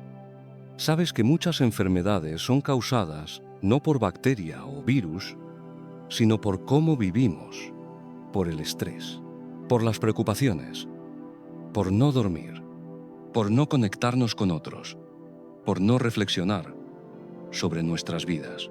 Eso es cierto, admitió el doctor. Y cuando las personas vienen a ti con estos problemas, ¿qué les dices? ¿Ve a casa y preocúpate menos? ¿Respira más profundo? ¿Pasa más tiempo pensando en por qué amas a tu esposa? No, porque suena tonto, suena simple. Y si es simple, la gente piensa que no puede funcionar. Nasruddin tomó uno de sus frascos y lo sostuvo en alto. Pero si les doy este frasco, si les digo que contiene la influencia de Venus o de la Luna, si les doy un ritual para seguir, instrucciones específicas, algo que parece mágico y especial, entonces lo hacen. Respiran profundamente, reflexionan, se conectan, hacen las cosas simples, que necesitan hacer, pero que no haríamos sin algún tipo de estructura, de razón, de permiso. El doctor Farid lo miró con expresión que mezclaba frustración y algo que podría haber sido comprensión reluctante. Entonces admites que es un engaño. ¿Es un engaño?, preguntó Nasruddin. Si el resultado es real, Mustafa duerme mejor. La señora Fátima se siente más conectada con su esposo. El joven Ahmed tiene confianza. El anciano Rashid encuentra paz. ¿Son estos resultados falsos? No, pero lo que vendo, doctor, no es la medicina en los frascos. Vendo la oportunidad de que las personas se sanen a sí mismas. Vendo el ritual que les permite acceder a su propia capacidad de cambio. Vendo, si quieres, el placebo. Pero un placebo que funciona es diferente a un placebo que no funciona, ¿verdad? El doctor se quitó los anteojos y los limpió, un hábito nervioso cuando estaba pensando profundamente. El efecto placebo es real, murmuró, casi para sí mismo. Está documentado. Hasta 30% de efectividad en algunos estudios. Exactamente, dijo Nasruddin. Y yo he descubierto que si combinas el efecto placebo con prácticas reales que sabemos que funcionan, respiración, reflexión, gratitud, intención, obtienes resultados que son todo menos placebo. Se sentó de nuevo frente al doctor. Mira, doctor Farid, no estoy tratando de reemplazarte. Si alguien viene a mí con fiebre alta o una herida infectada, lo envío directamente a ti. No pretendo curar enfermedades del cuerpo con agua azucarada, pero para las enfermedades del espíritu, del estrés, de la mente atrapada en patrones, para esos, mi teatro cósmico parece funcionar. El doctor estaba en silencio durante un largo rato. Finalmente, suspiró. Nasruddin, eres el tonto más inteligente, o el sabio más tonto, que he conocido. Honestamente, no sé cuál. Nasruddin sonrió ampliamente. ¿Por qué no ambos? El doctor se levantó para irse. Pero en la puerta se detuvo. Una pregunta, dijo. ¿Tú mismo crees en las influencias planetarias? ¿En las esencias cósmicas? Nasruddin lo pensó por un momento. Creo, dijo lentamente, que el universo es más misterioso de lo que cualquiera de nosotros puede comprender. Creo que hay conexiones entre todas las cosas que la ciencia aún no ha descubierto. Pero principalmente, creo que si algo ayuda a la gente a vivir mejor, a sentirse mejor, a tratarse mejor a sí mismos y a otros, entonces hay algo de verdad en ello, incluso si esa verdad no es la verdad que pensamos que es. El doctor asintió lentamente. Supongo que puedo vivir con eso. Pero Nasruddin, ¿sí?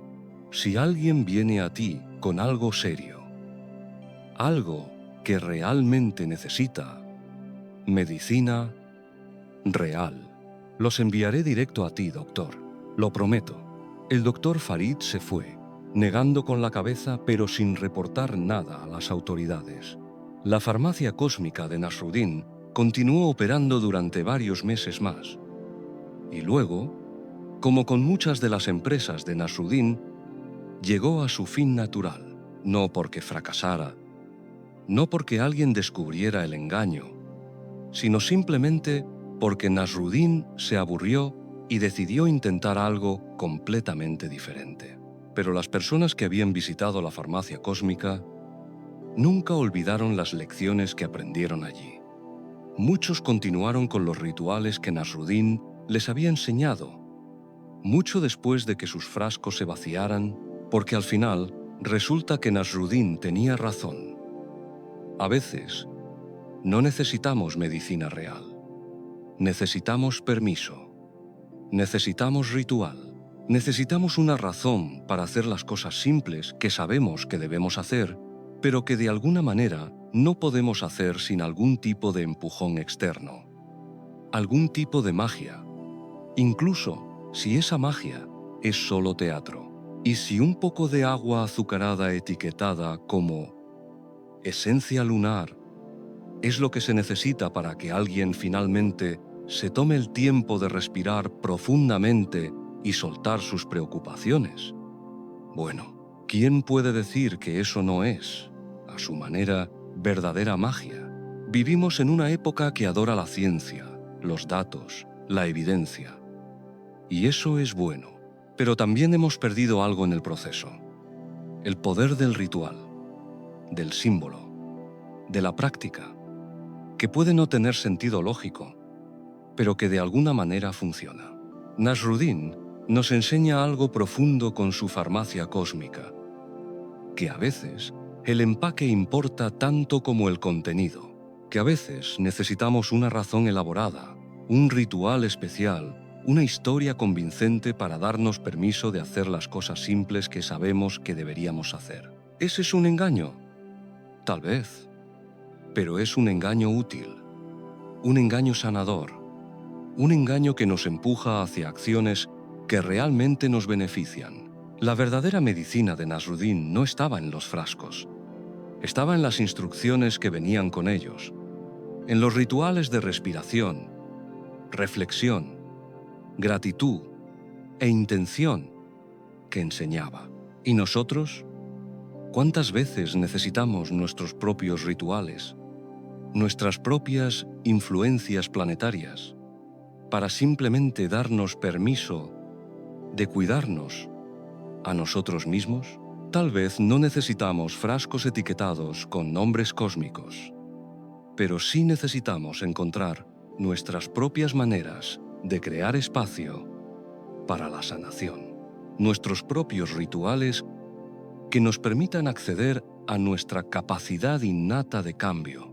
Como la farmacia cósmica de Nasruddin, a veces, la magia más poderosa es la que nos convence de usar la magia que ya tenemos dentro.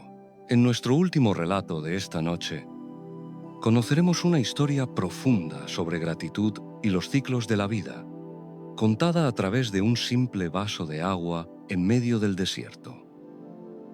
El vaso de agua en el desierto. Había una vez un hombre que viajaba a través del desierto. No era un viajero experimentado. No era un comerciante acostumbrado a las rutas de las caravanas. Era simplemente un hombre ordinario que por circunstancias de la vida se encontró atravesando un vasto océano de arena bajo un sol implacable. Su nombre era Yusef y había cometido un error terrible. Había subestimado el desierto. Había comenzado su viaje con una sola odre de agua, pensando que sería suficiente para llegar a la siguiente aldea. Pero se había perdido. Un día de viaje se había convertido en dos. Dos se habían convertido en tres. Y ahora Bajo el sol abrasador del cuarto día, su odre estaba vacía, completamente vacía. Ni una gota quedaba. Yusef caminaba, o más bien se arrastraba, por las dunas infinitas. Sus labios estaban agrietados y sangraban. Su lengua se había hinchado en su boca, gruesa y torpe. Su piel, quemada por el sol, se pelaba en tiras. Cada paso requería un esfuerzo monumental. Cada respiración se sentía como inhalar fuego. La sed que sentía no era como ninguna sed que hubiera experimentado antes. No era simplemente un deseo de beber. Era una necesidad absoluta, primordial, que consumía cada pensamiento, cada célula de su cuerpo. Su mente había dejado de pensar en otra cosa. Solo agua, agua, agua. Comenzó a alucinar. Veía lagos donde no había ninguno. Veía palmeras y oasis que desaparecían cuando se acercaba. El desierto lo estaba engañando, burlándose de él con promesas falsas de alivio. «Voy a morir aquí», pensó Yusef, mientras tropezaba y caía sobre la arena caliente. «Voy a morir de sed, y nadie encontrará mi cuerpo. Me convertiré en huesos blanqueados por el sol». Otra advertencia ignorada sobre respetar el poder del desierto. Se quedó allí tendido, sintiendo cómo la arena quemaba su mejilla. Ya no tenía fuerzas para levantarse. Ya no tenía esperanza. Y entonces, a través de su visión borrosa, vio algo. Al principio pensó que era otra alucinación, otro cruel truco del desierto. Pero cuando parpadeó y miró de nuevo, seguía allí. Era una tienda. Una pequeña tienda de tela negra. Las mismas que usan los beduinos, montada en un valle entre dos dunas. Y junto a la tienda, bajo un toldo improvisado, había una figura. Con las últimas reservas de fuerza que le quedaban, Yusef se arrastró hacia allá. Se movía como un animal herido, usando sus manos y rodillas, dejando un rastro irregular en la arena detrás de él. Cuando finalmente llegó a la sombra del toldo, miró hacia arriba y vio a un anciano. El hombre era extremadamente viejo, con una barba blanca que le llegaba hasta el pecho y un rostro tan arrugado que parecía un mapa de todas las arenas por las que había caminado. Pero sus ojos eran brillantes, alertas, llenos de una gentileza tranquila. «Agua», jadeó Yusef con voz apenas audible. «Por favor, agua». El anciano no respondió inmediatamente. Simplemente miró a Yusef durante un largo momento. Luego, con movimientos lentos y deliberados, se levantó y desapareció dentro de la tienda. Yusef esperaba, cada segundo sintiéndose como una hora. Su corazón latía dolorosamente. Su mente gritaba: «¡Apúrate! ¡Apúrate!». Finalmente, el anciano emergió. En sus manos llevaba un vaso, un simple vaso de barro, sin decoración, sin nada especial. Pero contenía agua.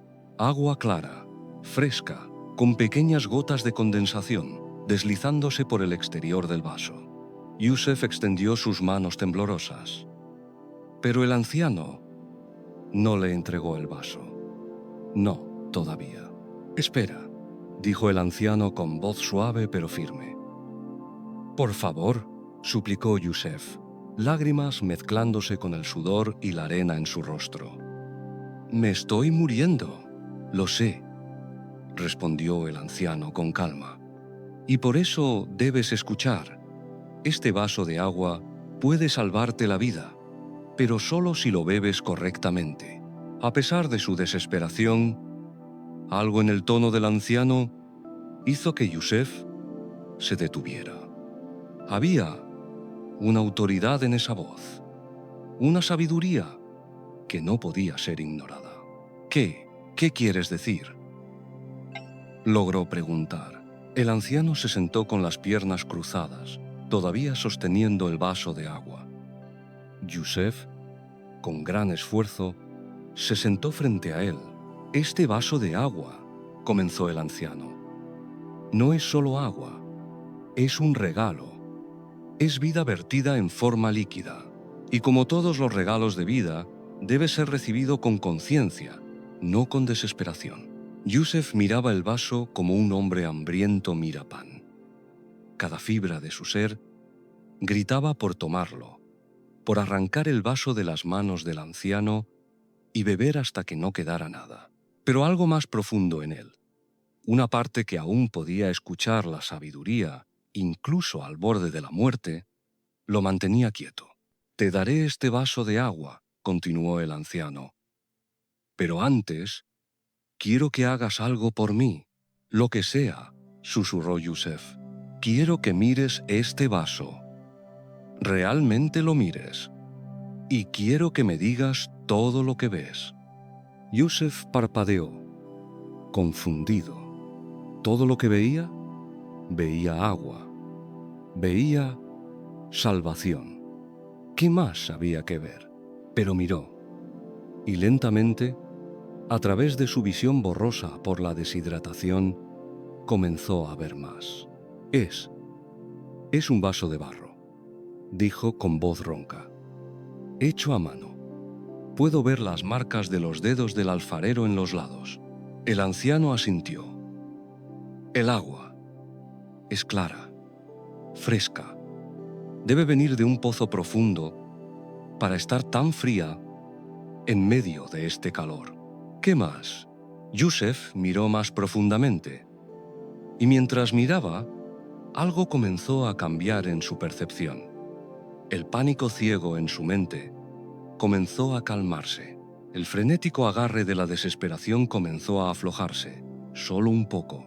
Veo gotas de condensación en el exterior del vaso. Significa que el agua está más fría que el aire alrededor. Alguien la mantuvo en un lugar fresco. Alguien se preocupó de mantenerla así. «Bien», dijo el anciano suavemente. «¿Y qué más?» Veo tus manos sosteniéndola. Manos que han trabajado. Manos que han vivido. Manos que decidieron bajar a un pozo, sacar agua, verterla en este vaso y dármela a mí, un extraño que está muriendo en el desierto». Las lágrimas comenzaron a fluir libremente por el rostro de Yusef ahora. Pero eran diferentes a las lágrimas de desesperación de antes. Eran lágrimas de algo más profundo. «Veo bondad», susurró. «Veo generosidad. Veo vida siendo ofrecida libremente a alguien que no hizo nada para merecerla». El anciano sonrió. Era una sonrisa suave, llena de una calidez que de alguna manera hacía que el calor del desierto alrededor pareciera menos feroz. «Ahora», dijo, «estás listo para beber». Le entregó el vaso a Yusef. Yusef tomó el vaso con ambas manos. Temblaban aún, pero ahora era un temblor diferente. No solo de debilidad física, sino de algo parecido a la reverencia. Acercó el vaso a sus labios agrietados. Sintió el borde frío del barro contra su piel quemada. Y entonces, lentamente, tomó un sorbo. El agua tocó su lengua hinchada, fluyó por su garganta seca, y en ese momento, Yusef experimentó algo que nunca olvidaría por el resto de su vida. No era solo agua, era un milagro. Era cada lluvia que había caído desde el principio del tiempo, concentrada en ese vaso. Era el río, que fluía 1000 kilómetros al norte. Era el pozo profundo, cavado por manos que nunca conocería. Era la bondad del anciano. Era la misericordia del universo mismo. Era vida. Tomó otro sorbo, pequeño, deliberado, saboreando cada gota como si fuera el elixir más precioso.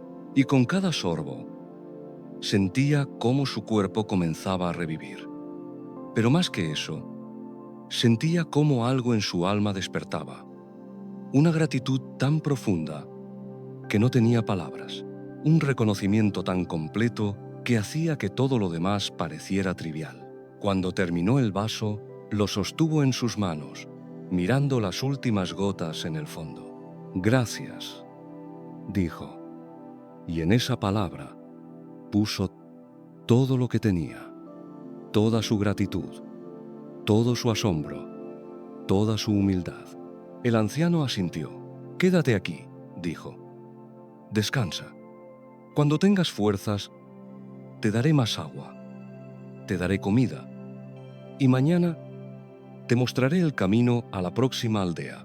Yusef se quedó, y mientras descansaba en la sombra de la tienda del anciano, mientras su cuerpo lentamente se recuperaba de su terrible experiencia, pensaba en ese vaso de agua.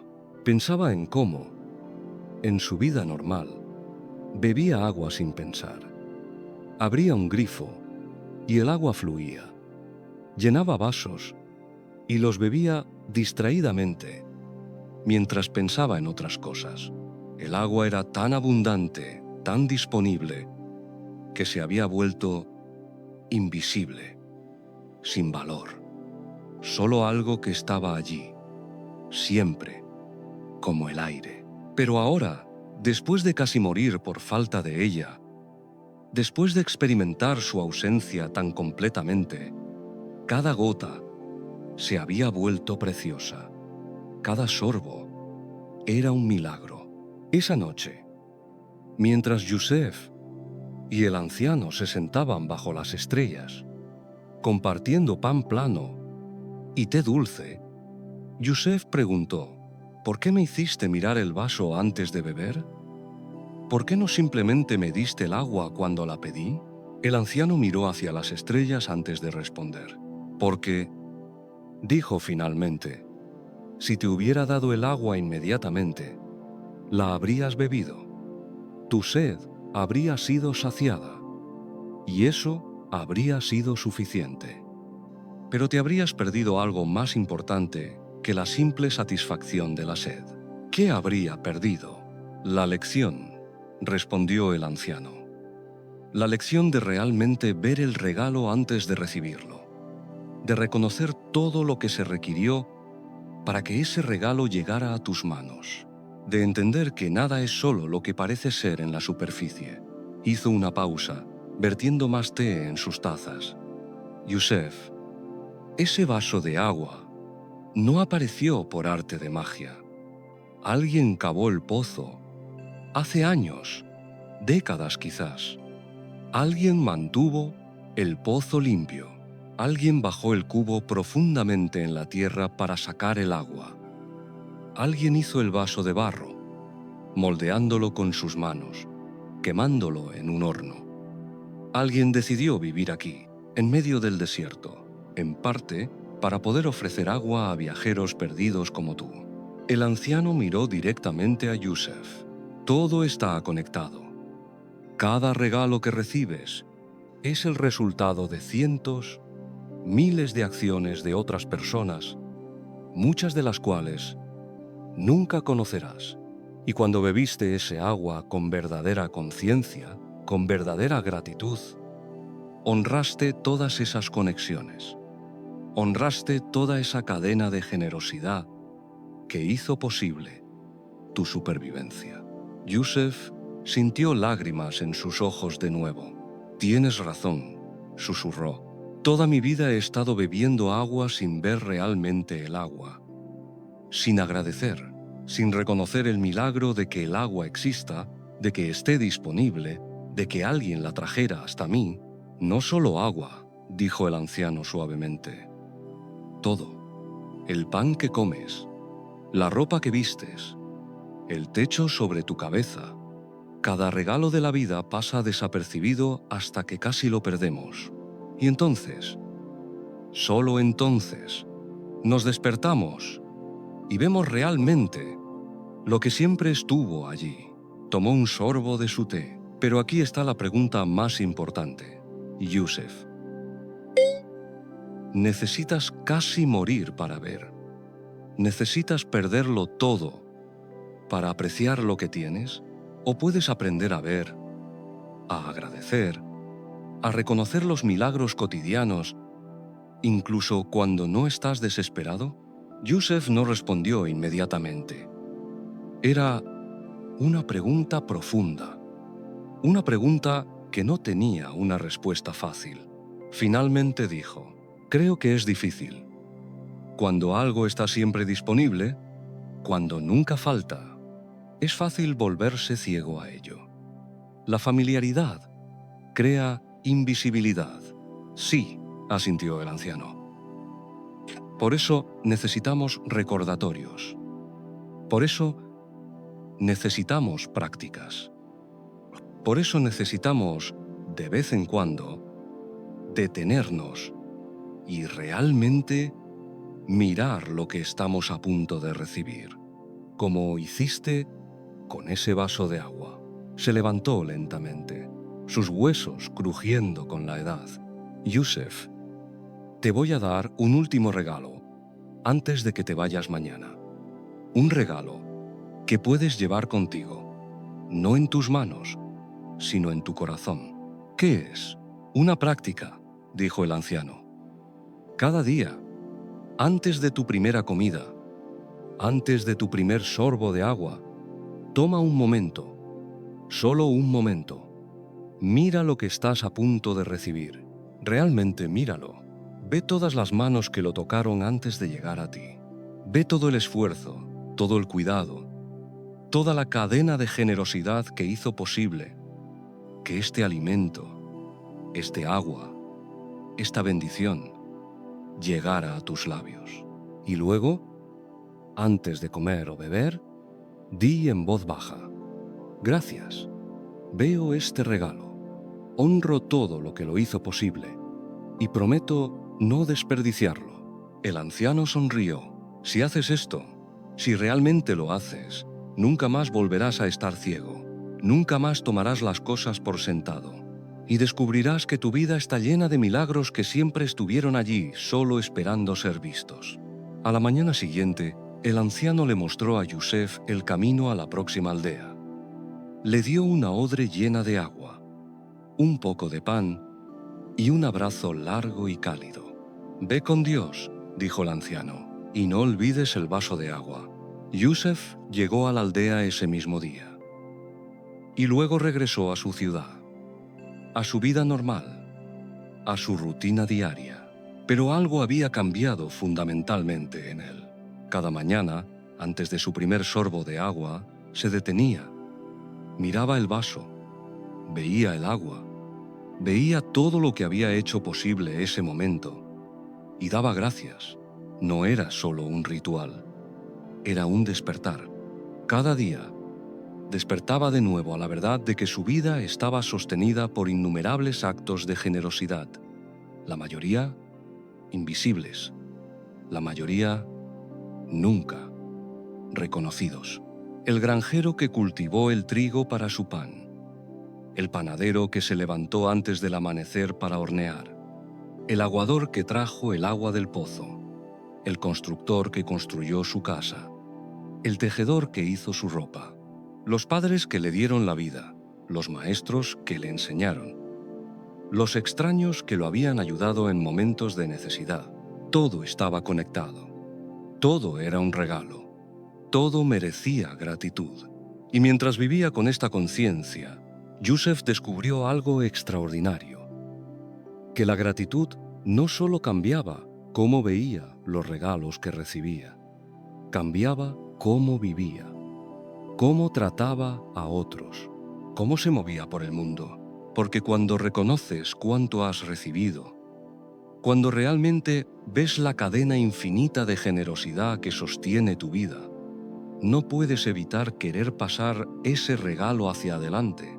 Yusef comenzó a dar más libremente, comenzó a ayudar a extraños, comenzó a ser el tipo de persona que él mismo había necesitado en el desierto, y comprendió finalmente la lección más profunda del vaso de agua: que la vida es un círculo. Lo que recibimos lo damos, lo que nos dan lo pasamos adelante. Y en ese círculo eterno de dar y recibir, Todos somos tanto el anciano en el desierto ofreciendo agua, como el viajero sediento recibiéndola. A veces somos salvados. A veces salvamos. Y ambos roles son sagrados. Años después, Yusef se convirtió él mismo en anciano. Y aunque nunca volvió a ese lugar específico en el desierto, nunca encontró de nuevo aquella tienda negra. Llevó consigo la lección todos los días de su vida. Y cuando sus nietos le preguntaban por qué siempre se detenía antes de comer o beber, por qué miraba su comida con tal intensidad, por qué susurraba palabras de gratitud, él les contaba la historia. La historia del vaso de agua en el desierto. La historia de cómo casi muere de sed. La historia de cómo un anciano le enseñó a ver realmente y esperaba que ellos también aprendieran, aunque nunca tuvieran que casi morir en el desierto para hacerlo. Esperaba que aprendieran a ver los milagros cotidianos, a reconocer los regalos invisibles, a vivir con gratitud, no como una idea, sino como una práctica. Un momento de conciencia antes de cada bendición recibida. Porque al final, esa es la sabiduría más profunda, que todo es un regalo, cada respiración, cada gota de agua, cada momento de vida. Y cuando realmente vemos eso, cuando realmente lo entendemos, todo cambia. El mundo se vuelve sagrado y nosotros nos volvemos agradecidos. ¿Cuántos vasos de agua has bebido hoy sin realmente verlos? ¿Cuántas comidas has comido distraídamente? ¿Cuántas bendiciones has recibido sin reconocerlas como bendiciones? Esta historia nos recuerda algo fundamental, que la gratitud no es solo una emoción bonita, es una forma de ver. Es un despertar a la verdad de que todo lo que tenemos es un regalo, sostenido por una cadena infinita de esfuerzo, cuidado y generosidad de otros.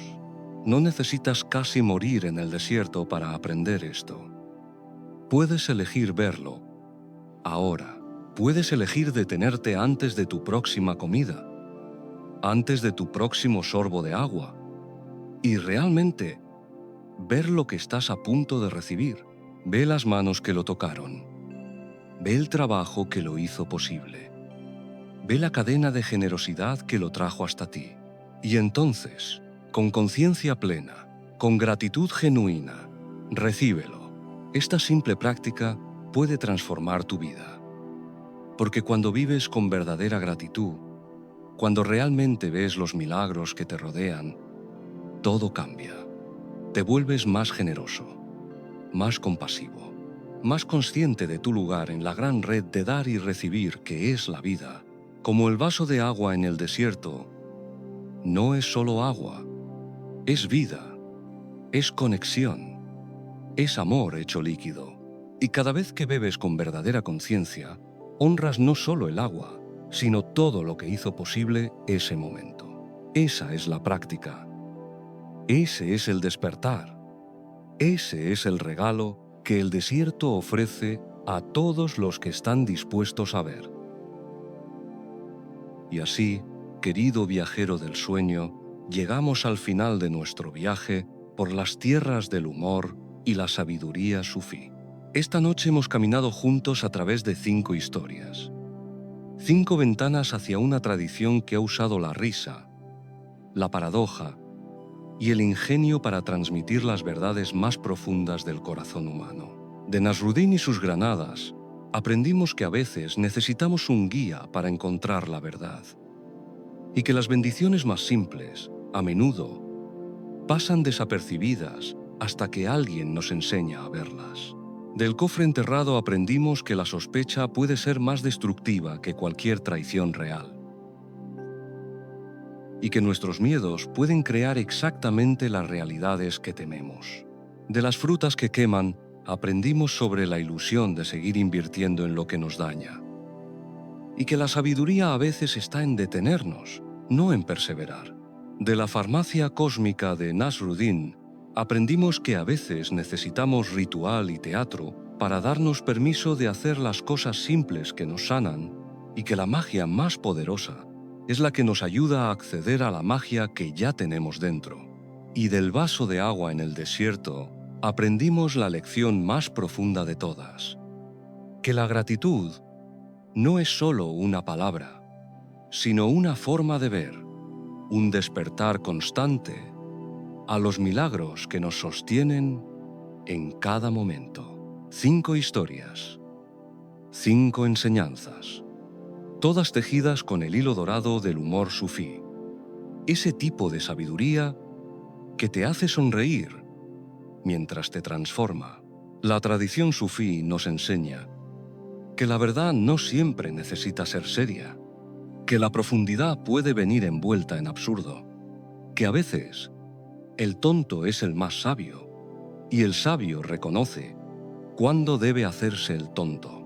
Mientras te hundes más profundamente en el descanso, mientras tu respiración se vuelve más lenta y tu cuerpo más pesado, lleva contigo estas enseñanzas, no como carga, sino como semillas de luz plantadas en el jardín de tu alma.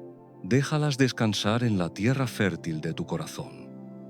Y mañana, cuando despiertes, tal vez encuentres que una de ellas ha germinado. Tal vez te encuentres mirando realmente tu primer vaso de agua. Tal vez te encuentres soltando un chile que has estado comiendo demasiado tiempo. Tal vez te encuentres perdonando una sospecha que no tenía fundamento. O tal vez simplemente te encuentres sonriendo, recordando al absurdo y sabio Nasrudin con su farmacia cósmica, recordándote que a veces necesitamos un poco de teatro para acceder a nuestra propia sanación. Gracias por permitirme compartir estas historias contigo esta noche. Gracias por tu presencia, por tu atención, por abrir tu corazón a la sabiduría de los sufíes, esos místicos del desierto que aprendieron a encontrar humor en la dureza y profundidad en la simplicidad. Si estas historias te hicieron sonreír mientras te enseñaban, si te ayudaron a soltar un poco del peso del día, si te recordaron que la vida puede ser profunda y ligera al mismo tiempo, regresa.